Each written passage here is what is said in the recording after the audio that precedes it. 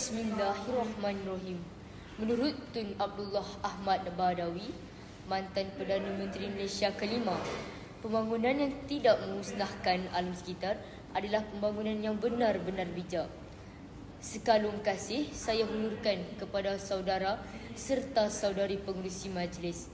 Salam penuh keadilan saya ucapkan kepada barisan panel hakim yang arif lagi bijaksana. Salam pengenalan buat div-div korhomat dan guru-guru pendidik anak bangsa. Salam ukhuwah buat warga pendengar dan peminat saya yang jauh di mata dan dekat di hati. Assalamualaikum warahmatullahi wabarakatuh dan salam sejahtera diucapkan sebagai pembuka bicara. Hadirin dan hadirat yang dihormati, berdiri tegaknya saya di sini hari ini untuk menyampaikan sebuah pidato yang bertajuk Ekonomi Lestari Tunjang Kemajuan Negara. Hadirin sekalian, tajuk ini bukan sekadar slogan, tetapi satu realiti yang harus kita hayati dan selidiki dengan lebih mendalam. Apakah artinya jika hutan kita musnah, udara tercemar dan sumber menjadi kian pupus? Apakah nilainya kekayaan negara jika generasi masa depan mewarisi tanah gersang dan lautan yang mati? Inilah pentingnya ekonomi lestari, iaitu satu pendekatan yang seimbang antara pertumbuhan ekonomi, pemeliharaan alam sekitar dan kesejahteraan sosial. Sesungguhnya, ekonomi yang lestari bukan hanya sekadar konsep, tetapi tunjang utama kemajuan yang mampan dan berpanjangan. Mari kita lihat kepentingan ekonomi lestari dalam kemajuan negara. Pertama, ia menjamin kestabilan ekonomi dan kesejahteraan rakyat. Kestabilan ekonomi amat penting dalam mencorak masa depan negara. Ia menjadi asas pada keyakinan pelabur, kekuatan mata wang serta kelangsungan perniagaan dan pekerjaan.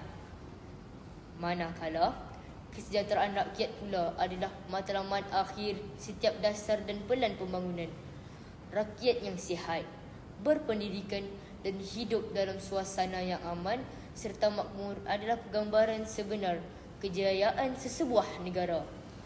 Sehubungan itu, kerajaan komited untuk melaksanakan dasar-dasar yang inklusif dan mampan melibatkan semua lapisan masyarakat termasuk sektor swasta, pertubuhan bukan kerajaan dan komuniti tempatan. Kita perlu memanfaat potensi ekonomi hijau, teknologi digital serta perusahaan kecil dan sederhana PKS untuk memperluas peluang ekonomi tanpa meminggirkan sesiapa.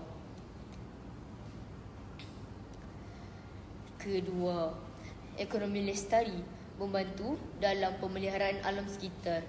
Pembangunan ekonomi yang tidak terancang boleh membawa kepada pencemaran, kemusnahan hutan dan pemanasan global. Oleh itu, kita mesti menggalakkan penggunaan sumber tenaga boleh diperbaharui serta mengamalkan teknologi hijau dalam sektor industri.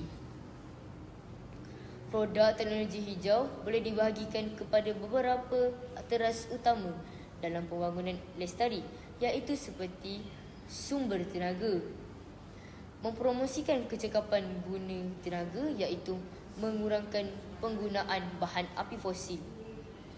Contohnya, bahan mentah seperti petroleum ditukarkan kepada kenderaan elektrik dan kenderaan hybrid. Ketiga, ekonomi lestari mengurangkan jurang sosial di kalangan rakyat.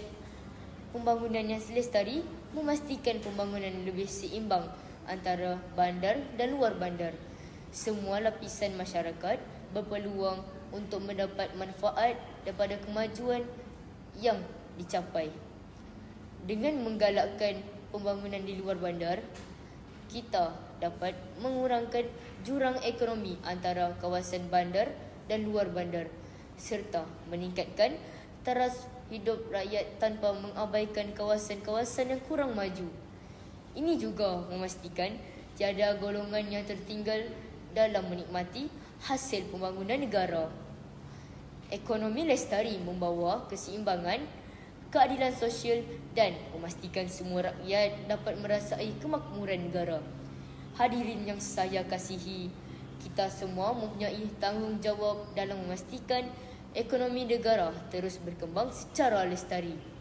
Kerajaan perlu menggubal dasar yang menyokong pembangunan mesra alam, syarikat perlu mengamalkan perniagaan yang bertanggungjawab dan kita sebagai rakyat perlu menyokong produk tempatan serta mengurangkan pembaziran sumber.